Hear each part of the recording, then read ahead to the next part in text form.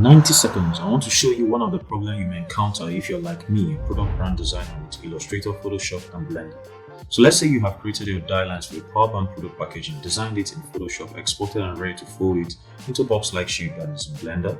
But then, just like you would use a pen tool in Illustrator or a perspective crop tool in Photoshop, you try to move the vertices to crop them and you get this issue. The die lines are moving alongside the vertices or edge. Not to worry, because there's a fix. Quickly pull out one of this panel and change quickly to the shade editor where you have the materials property like so.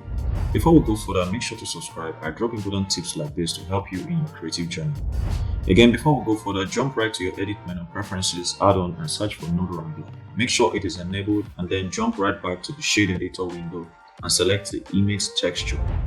Press Ctrl T and you should have the mapping and texture coordinates appear like so. If you change the node from UV to object, it won't give you your desired look. See? So you can only achieve that desired look by changing it to generated. That way we can jump right here into edit mode and try to move these vertices. And there we are. We can now have the image stick to one place while we move the vertices to achieve the proper trim. For more videos like this, subscribe to my YouTube channel and of course you will get value for your subscription.